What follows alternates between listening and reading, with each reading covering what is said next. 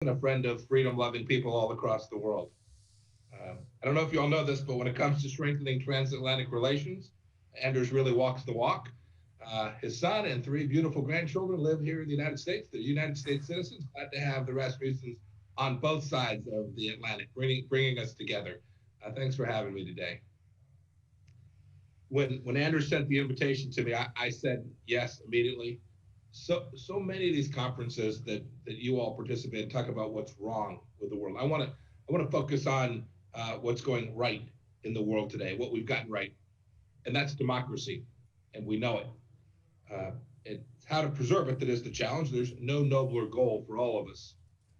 I spent a few years of my life, it's been decades, when I was a young soldier serving in Germany, patrolling along the Iron Curtain.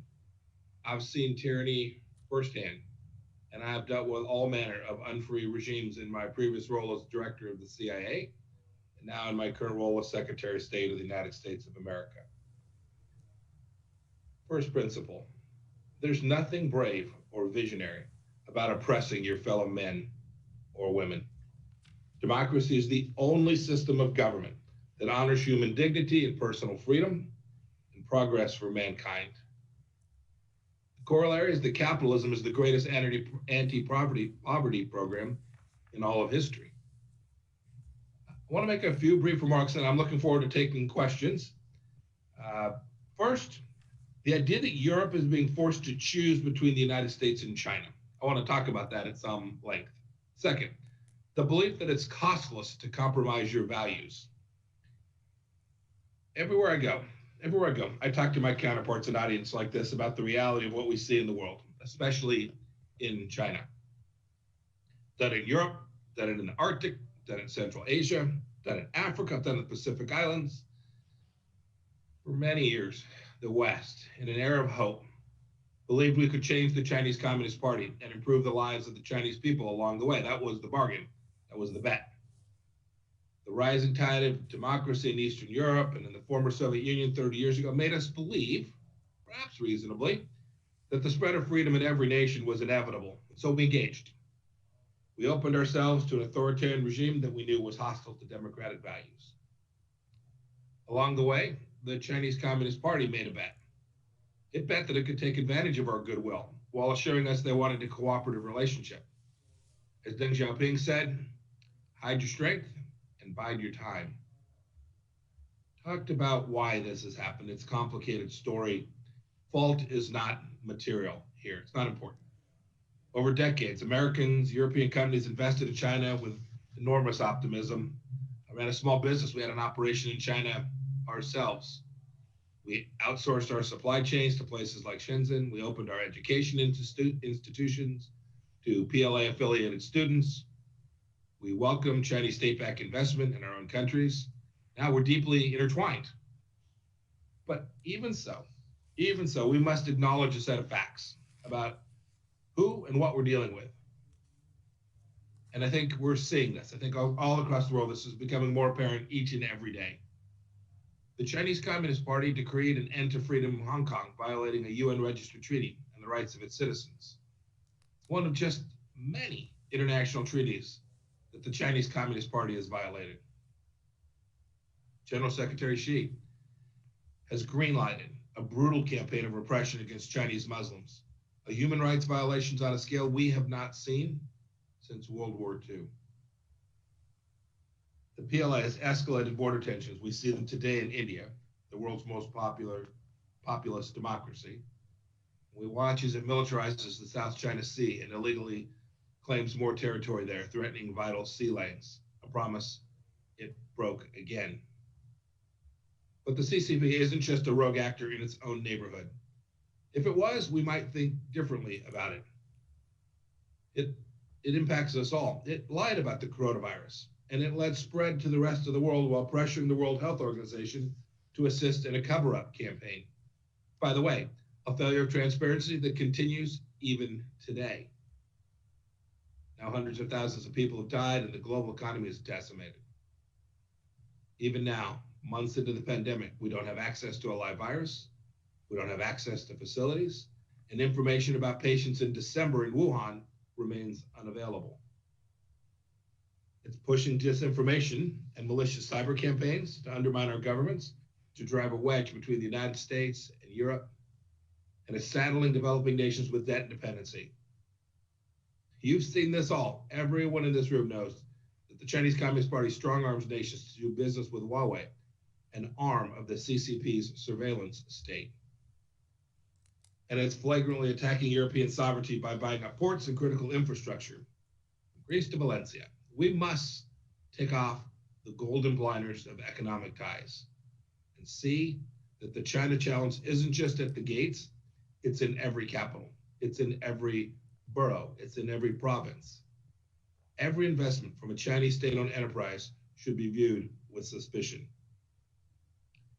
Europe faces a China challenge, just as the United States does, and just as our South American, African, Middle Eastern, and Asian friends do too. And I had a chance earlier this week on Monday to speak with my EU counterparts. I know that there's fear in Europe that the United States wants you to choose between us and China. But it's simply not the case. It's the Chinese Communist Party that's forcing this choice. The choice isn't between the United States, it's between freedom and tyranny. The party that wants to throw away the progress we in the free world have made through NATO and other institutions, both formal and informal institutions, and adopt a new set of rules and norms to accommodate them is in Beijing. I don't believe that there's a uniquely European or American way to face this choice. There's also no way to straddle these alternatives without abandoning who we are. Democracies that are dependent on authoritarians are not worthy of their name. Look, the good news is my European friends, even this week I could see it. It's not uniform. There are different thoughts in different countries, but they're waking up to this challenge. And I heard some of them, they question whether the democratic way of life can win. And Beijing relishes this uncertainty. They shouldn't be confident. We're winning. This is what you talked about in my remarks in Munich. One CCP diplomat in France recently said, quote, some Westerners beginning to lose confidence in liberal democracy, quote, end of quote. And some Western countries have become psychologically weak. But democracy isn't fragile in the way the Chinese Communist Party believes it is. Democracy is strong. We defeated fascism. We won the Cold War. It's authoritarianism that is fragile. CCP propagandists work hard to control information flows and speech to maintain their grip on power. They won't be satisfied until the digital firewall extends to our nations too. You know, in some ways it already does. We could talk about this at some length, Anders. And while I do not believe for a moment democracy is fragile, it does require careful stewardship and constant vigilance. I've been encouraged recently in private conversations with European allies who are taking their responsibility seriously. We had a vigorous discussion earlier this week, as I mentioned earlier. We debated what democracies ought to be engaged in. And that's what we do. That's precisely the kind of debate we should have. It was a good meeting, and we'll continue our dialogue with the Europeans on China. Meanwhile, positive steps abound. The new Interparliamentary Alliance on China, substantially comprised of European leaders, is adding new members weekly. Denmark has bravely stood up to the CCP's attempts to censor Danish newspapers. The United Kingdom is moving towards securing its networks from Huawei. The Czechs are standing up to the PRC's coercive diplomacy. The Swedes have closed all of their Confucius institutes that reside on their soil. And our NATO allies have committed to increase defense spending by a cumulative $400 billion between now and 2024. And Anders' successor in Brussels, General Secretary Stoltenberg, recently gave visionary remarks about the alliance's mandate to stand up for a world built on freedom and democracy and to counter China's malign influence in the Asia-Pacific region. I'll end here so Anders can speak. We all know we've lived it. Democracy is not easy. It's messy. The whole world can see how we have tough debates like my country is having right now. But that struggle reflects commitment to fundamental values and our constant striving towards a more perfect union. It's who we are, and we share those values with our European friends. I hope I'll hear more public statements from Europe about China challenge because all of our people deserve to know about it. And America is ready to stand with you. Let's speak clearly, and more importantly, let's act decisively. Let's not leave any confusion about the choice between tyranny and freedom. Anders, look forward to our conversation. God bless you all. Thank you very much, Mike. Thank you, Mr. Secretary. And I also appreciate your willingness to answer some questions. My first question is regarding China. A few days ago, you met with the Chinese State Councillor Yang, who is considered one of the architects of China's foreign policy. China's news agency Xinhua put a positive spin on the meeting. They wrote, both sides fully elaborated on their stances, agreeing that this was a constructive dialogue. And you agreed to maintain contact and communication. When I read text like this, I might be thinking something is going on. So my question to you is, could it be that the United States and China secretly are preparing new initiatives to reduce tensions while publicly you are maintaining a tough stance? And one in the audience has asked a question on whether we could expect the US to take new initiatives vis-a-vis China. So, Anders, it was a long overdue meeting. It was a long meeting. We met for some 6 hours or so. Each side staked out what I think for each was pretty familiar positions. As for me, I articulated that day just exactly what I articulated here this morning. America is engaging in a response to Chinese Communist Party and aggression in a way that America has not done for the past 20 years. It's not political.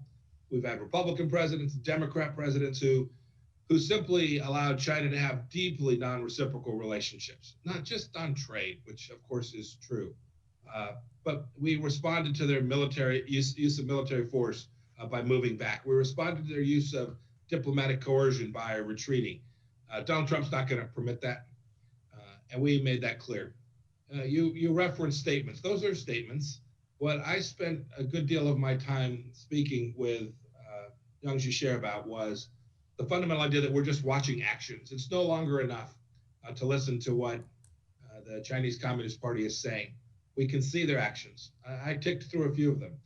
Hong Kong, Tibet, Xinjiang, what they're doing in India, what they've done in the economic zones along the Philippines, Malaysia, Indonesia, Vietnam, the coercion on Australia when they had the audacity to demand that there would be an investigation of how this virus got from Wuhan to Milan, how this virus got from Wuhan to Tehran, how this virus got from Wuhan to Oklahoma City, and to Belgium and to Spain, and decimating the global economy.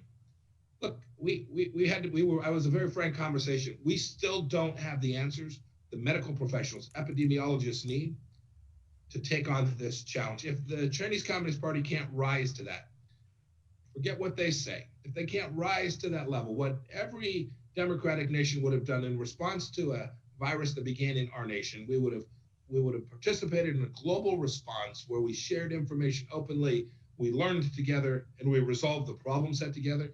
Instead, they did what authoritarian regimes do. They disappeared doctors, they squirreled information away, and they denied the world the access it needed to respond to this virus in a way that could have reduced a lot of risk and a lot of costs. That's the nature of the conversation that we had. I think as America's most senior diplomat, it is always useful to be in a room together, to have a conversation, and to share the principles upon which your policy is based. That's the conversation we had earlier this week. You mentioned Hong Kong. And recently you indicated that the United States might consider to withdraw the special status for Hong Kong. Which measures could you imagine regarding trade, travel, currency exchange, etc.? Will Hong Kong be treated like all other Chinese cities? Well, it appears that that's China's intention. And when I hear my European counterparts say, well, we don't want to choose, I always remind them the other side gets to choose too. So when you ask, will Hong Kong be treated as any other Chinese city? It will be, to the extent that the Chinese choose to treat it that way. Look, I haven't seen what happened overnight, but the Chinese Communist Party appeared intent on passing a national security law that will deny significant amount of freedoms that the Chinese Communist Party had promised to the people of Hong Kong would last 50 years. There are a set of elections scheduled for September. We should all watch closely. That's not that far off now. We should all watch very closely where those elections are permitted to take place in a free and fair fashion. To the extent those elections are delayed, postponed, canceled, or somehow not treated in a way that is fair and open, I think that will tell us everything we need to know about the Chinese Communist Party's intentions with respect to freedom in Hong Kong. President Trump, as for our policy, President Trump's made very, very clear. To the extent that the Chinese Communist Party treats Hong Kong as it does Shenzhen and Shanghai, we will treat them the same. We have many agreements that are unique between the United States and Hong Kong, separate and different from those we have with Beijing. We will move away from every one of those. And then second, the president's made clear too, we have a responsibility to hold accountable those inside of China who failed to live up to those agreements as well. And so we are working our way through a decision-making process to determine who those decision makers were and what the appropriate mechanism is to hold them accountable. We don't want to harm the people of Hong Kong. They're the freedom-loving people that we aim to get the benefit of the bargain they made with the United Kingdom. But to the extent the Chinese Communist Party denies that, we're responsible to hold the relevant parties accountable. But what will happen if the security law leads to imprisonment of democracy activists, etc., in the autumn? What could you imagine to do? You know, Anders, I just don't want to get into particular decisions. I don't want to foreclose anything that the president may choose to do or not to do. We're still working our way through that process. Two things to think about, though. One is, what will the people of Hong Kong do? We've watched them. They've simply asked for the mainland Chinese to live up to the commitments that were made. We're on year 27 of a 50-year deal. You wouldn't take that. You signed up for a deal for 50 years. Somebody walks away at the halfway point, you'd not be happy. Year 23, I guess it is. So it'll be interesting to see how the people of Hong Kong respond, and frankly, the freedom-loving people in the mainland as well. They're watching too. Never forget that while we see a unitary face from the Chinese Communist Party, that 1.5 billion people also have ideas that are different, and may well be watching how this transpires as well. I know the people of Taiwan are certainly watching how this transpires. And second, as for how the United States will respond, I want to leave open the range of possibilities. But the president has made clear, to the extent Hong Kong is treated by the Chinese Communist Party as just another piece of mainland China, there's no reason for the United States to treat them any differently as well. And we have a law that requires that as well. You also mentioned Taiwan. I think we agree that Taiwan is a beacon on democracy, a real contrast with mainland communist China. What more do you think we could do to defend the Taiwanese democracy? And shouldn't Taiwan be allowed, for instance, to join WHO and maybe other international organizations? So it's widely known how hard many countries, the United States amongst them, work diligently to allow the Taiwanese government to participate, at least as an observer, as part of this most recent World Health Assembly. There's another scheduled for November. We think it both appropriate for them to do so, and perhaps even more importantly, very useful. They have a great deal of knowledge. They handled this coronavirus very, very well, and they have high-end technology, high-end pharmaceutical capabilities, high-end scientists. We think it would be very useful for them to be part of the conversation that surrounds how the world is going to respond to the continuing pandemic. As for how we deal with Taiwan, the United States has had a clear set of policies that extend back to, depending where you want to start the clock, back to the early 1990s is a reasonable place to start. President Trump has adhered to those commitments and will continue to do so. They're set out very clearly, and we will continue to abide by them. If I may, let's turn to Europe. The White House has announced an intention to reduce the U.S. troop presence in Germany. May I ask you, will a possible reduction in Germany be compensated by an increase in the U.S. presence in Eastern Europe, for instance, in Poland?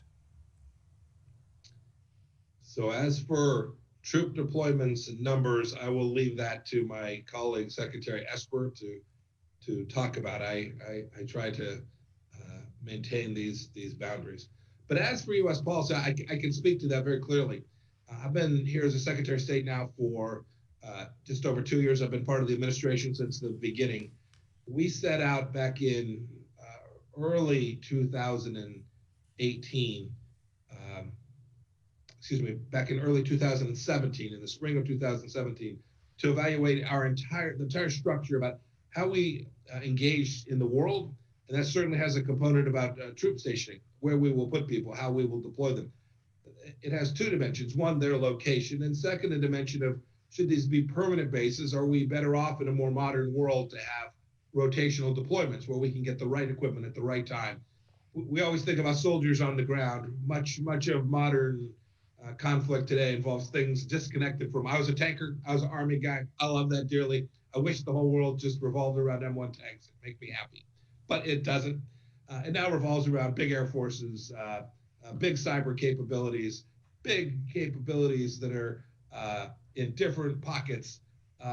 We're trying to make sure we get all of this right. So it's no longer reasonable just to think about, hey, do we have 1,000 soldiers or 5,000 soldiers or 10,000 soldiers, but what's the threat that's posed to the United States of America and our friends and allies, and how is it that we collectively can best respond? So what you saw the president announce the other day was part of that review process. It is extensive. It extends not only to Europe, but throughout the Middle East. We're thinking, you've seen decisions the president has made there about how it is that we can do the right things to meet the challenges of the day. And then lastly, this very much connects up to the topic I spoke about today. Make no mistake about it. The United States does believe that it has a real responsibility to ensure that we have the capability and the capacity to challenge any threat that the Chinese Communist Party should make militarily to the United States of America. So we are constantly thinking about how we engage diplomatically, economic, and militarily to meet that challenge. So as the president thinks about Europe and the Middle East and our soldiers that are stationed in Africa, we are ever mindful that a free and open Indo-Pacific matters to all of us, including to Europe. And we want to make sure that we have allocated resources appropriately to address those concerns. I've got a question from the audience. I read it. Do you understand if European friends and allies see a threat to democracy generates from the US due to a slow and dangerous breakdown of state institutions and democratic principles? No. That's a clear answer. No, look, 200 plus years on, we have the most, and I should be careful because I tend to want to brag about the United States, but this is a democracy that has withstood enormous challenges throughout its history. And our institutions have withstood enormous challenges. And as the world changes, I am confident we will still have challenges. But I know this, our founders nailed it. Our founders got it right. The principles, laying down a set of God-given rights for the American people, saying that the United States government is designed and purposed to preserve those rights, has provided both a textual and a structural mechanism for democracy in the United States to survive each and every one of these challenges. Doesn't mean it happens automatically. I now, as a Secretary of State, am a steward for this very set of rights. I have a responsibility, a duty to ensure that I do everything every day to be part of furthering the capacity for our republic to continue to remain strong. But if you ask the question, can I understand how anyone would stare at this and think that American democracy was at risk? It's a really simple answer. very often we see the Chinese government use divide and rule tactics where they single out individual countries for punishment if they don't listen to Beijing, follow the instructions from Beijing, or are going against Beijing. I will ask you, shouldn't the world's democracies form a united front, an alliance of democracies that can stand up against the autocracies, protect each other, and promote freedom and prosperity? Anders, it's an incredibly important question. A number of thoughts, but I'll start with this. You'll recall you said, should we create a united front? This is China's name, the United Front. This is what is in your countries in Europe, United Front. So maybe we'll choose just a slightly different name. But conceptually, you nailed it. You've got it exactly right. And I think the wonderful news for democracies and freedom-loving peoples is that I see that happening. I can tell you that when I met with my Chinese counterpart, he could see it happening while we were sitting in the room, while we were meeting. A statement from all G7 members came out about Hong Kong. The timing, I'd love to claim, was intentional and very well thought out. But the truth of the matter is we were just doing what freedom-loving peoples do, continuing to demand an ever more expansive conception of freedom and forcing, as best we can, other countries to honor commitments that they've made. So your core point, China's objective is, in fact, to single out and indeed to threaten to single out more directly. It's not just European countries. We've seen them do it in the Middle East. We've seen them do it in Africa. We've seen them do it in Southeast Asia, closer to their own nation. What I have begun to see over my 2.5 years as Secretary of State is the world awakening to this threat. Right now, many of these conversations about just what you described are happening to me privately. The calls are, hey, Mike, here's what we're observing. The Chinese Communist Party engaged in here. How can you help? We do our best in each case to provide them the type of assistance that makes most sense. We need to raise this to another level to where countries are prepared and are in position to respond to these things in a public way. When we do that, the Chinese Communist Party will be more isolated.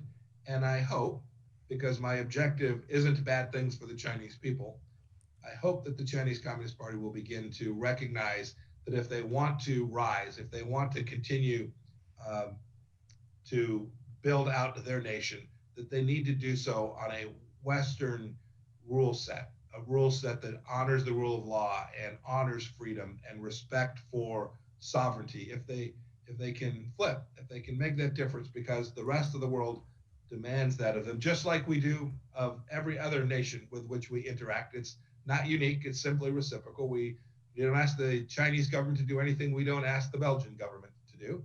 Just honor sovereignty, engage in the rule of law, compete fairly around the world without subsidization of state-owned enterprises. If they will do those things, then I think the world will be in a better place and freedom-loving nations can be secure in their freedoms.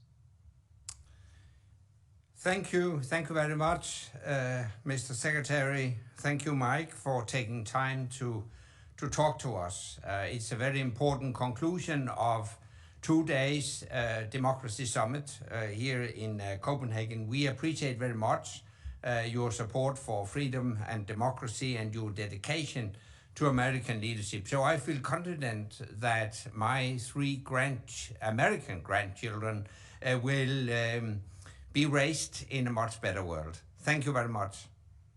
Anders, thank you very much, sir. Thanks to everyone for giving me this time. So long. Thank you.